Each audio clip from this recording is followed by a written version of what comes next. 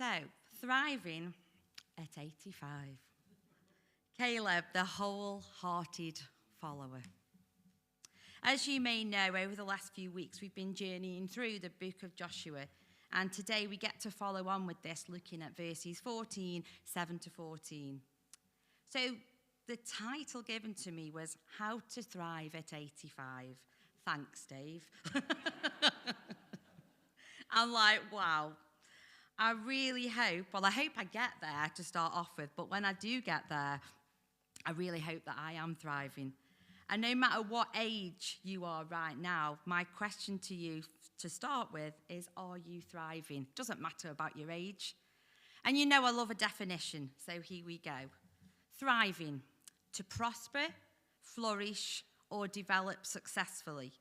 A person is thriving when they are living with purpose, growth, and well-being. And so let's look at that in a Christian context. Thriving is more than success.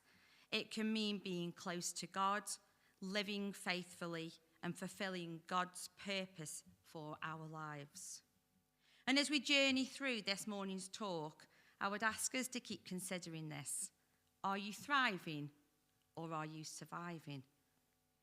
And at this point, I'm very aware that I could go on to a totally different talk and say that sometimes all we feel we can do is survive, and that's okay. But God always has more for us if we listen, if we follow, and if we trust. So, thriving at 85. Let's get back to Joshua, where we focus on Caleb. But first, we're going to rewind 40 years. Now, Caleb was one of the 12 spies sent out by Moses to explore the promised land, as written in Numbers. Here, one leader from each tribe was sent to investigate Canaan, and Caleb was from the tribe of Judah. Out of the 12 spies, 10 of them focus on problems and discourage the people. But 2 spies out of the 12, Joshua and Caleb, didn't. What did they do? They trusted God's promise and encouraged Israel to enter the land. They didn't actually see anything different than the other 10 spies. The difference was how they interpreted what they saw through faith in God.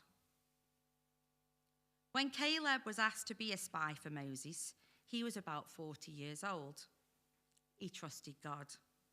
He didn't follow the crowds with the other 10 spies. He stayed faithful. And we hear in Numbers that God says, "My servant Caleb has a different spirit and follows me wholeheartedly." A word that you will hear keeps coming up today all throughout this reading. God promises Caleb that he will enter the promised lands. And you know what? Caleb believed him. He just had to wait. They didn't enter straight away. They just had a few years to wait in the wilderness, like 40. I know a few weeks ago we talked about waiting, and I referred us back to waiting when we went through the interregnum.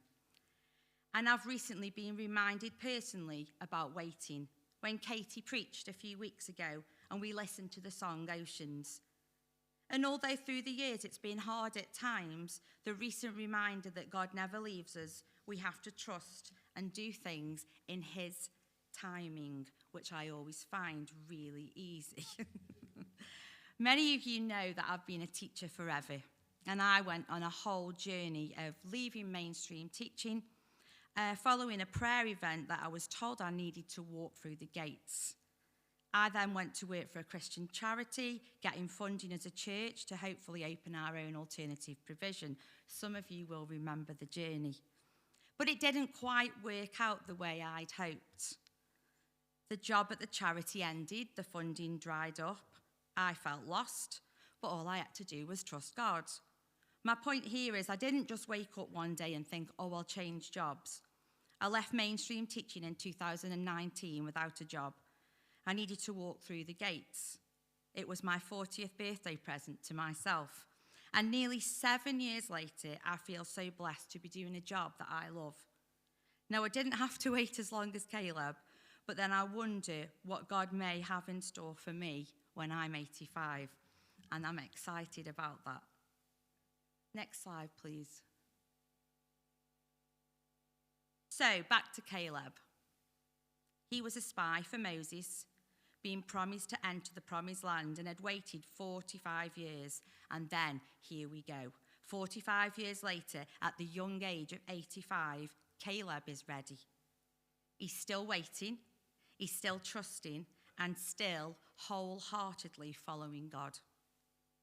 When I was researching about Caleb, I was reminded of a game that my children used to play called Top Trumps. Some of you might have played it yourselves, with your children, with your grandchildren. And for those of you who haven't played it, there are characters and celebrities on cards who have ratings. And I suddenly thought, we could have a Bible character, Top Trumps. And then what you have to do when you play the game, you say a rating and see if your opponent can do better for that category. So I ran Caleb through AI. And here's what his top trump card would look like. Oh, you can't really see it. Brilliant. But you can see, it gives you all the different things. And he's got quite a few hundreds on there. Obedience was 100. Patience was 100. His faithfulness was 100. And his love for God was 100. And he would be a top trump rating of 5 stars. Now, had my boys had this card in their pack back in the day, they would have wanted to have Caleb in their pack of cards. He's a great card to have. Now, I don't know what it feels like to be 85, and hopefully I will one day. And I know some of you here don't know what that feels like either. But if you ask me honestly, I'd probably say I'm probably going to feel a bit tired. I might feel a bit achy. I may have a few health problems. I might just be happy sitting in my garden watching the world go by with a cuppa and a piece of cake. I'm not sure I'd be thinking I could ask for a mountain and defeat some giants, but Caleb did. He said to Joshua, "Give me this hill country that the Lord promised me that day." He's not asking for retirement, comfort, or ease. Instead, he asks for a mountain. He asks for a challenge. He knew that God was with him, and he fulfilled the call to be faithful. Wow. When reading these verses, one of the main things that stands out for me and is repeated 3 times just in those verses that we've heard read this morning is a wholehearted following. Caleb followed God wholeheartedly. This means it was completely, sincerely, and fully devoted. And the Bible repeatedly states this phrase in relation to Caleb. He trusted God completely. And in our other reading this morning, we heard the greatest commandment. Love the Lord your God with all your heart, your soul, and your mind. It doesn't say with some of your heart. It says all. So do we trust God completely? Does he have all of our heart or just most of it?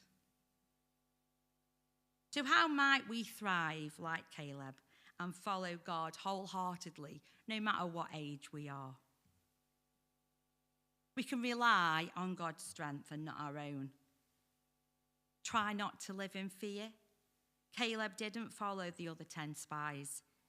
He trusted God's promise.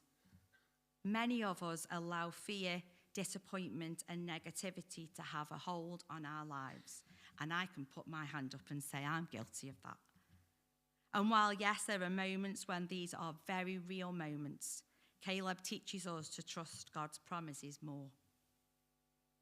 Number 2, never stop dreaming. Never stop learning, exploring, growing, and never stop following God's plan for us. Because God always has a plan for each and every one of us, and age doesn't matter. Yet all too often we may use or hear the comments, "Oh, I'm too old for that now. Let's use someone younger." Equally, we hear the opposite. "Oh, we can't use them. They're too young. They don't have the right experience." God uses everyone, no matter what age. Number 3, let's finish well. Many start well, but do we think enough about how we might finish? Here we're reminded that God celebrates Caleb's faithfulness. At 85, Caleb still wanted the mountain. He didn't ask for something easier. He wanted to fulfill God's promises. Do you know what God wants of you? What promises are you waiting for? Hold on to the promise that God has given you. And if you're unsure, ask him again. It doesn't matter how long we've known God, but how wholeheartedly we follow him once we do know him. There are no gold, silver, or bronze level Christians, thank goodness. And it's never too late to start. And we can all finish well. Number 4, follow God wholeheartedly, just like Caleb did. And Matthew reminds us that loving God is the greatest thing we can do. And in Joshua, Caleb is living proof of the great things that happen when we put God first. When we trust God, when Jesus gave the greatest commandments, Caleb could have stood up and said, "That's exactly what I did." Our challenge is, could we say the same? So as I bring this talk to an end, let's return to the question we started with. Are you thriving or surviving? Caleb's story reminds us that thriving is not about age, health, comfort, success, or having an easy life. Caleb spent 45 years waiting. He'd been in the wilderness, he'd faced disappointments, and he had to wait. Yet at 85 years old, he was still trusting God and believing God's promises, still following wholeheartedly, and still asking for the mountain. The secret of Caleb's thriving was not his strength, it was God's faithfulness. And maybe today you're waiting for answers. Maybe you're hurting, maybe you're disappointed and wondering where you fit in. But Caleb's story is a reminder that God is not finished with any of us yet. There is still a God who is faithful and who has so much planned for you and I. And so the challenge for us is simple. Will we follow God wholeheartedly? Will we love the Lord our God with all our heart, our soul, and our minds? Will we keep trusting even when it feels like forever? And will we keep moving forward when others are turning back? Because when we put God first, when we trust him completely, and when we follow him wholeheartedly, we don't just survive life, we thrive in the purpose for which God created us. Imagine hearing these words like Caleb did.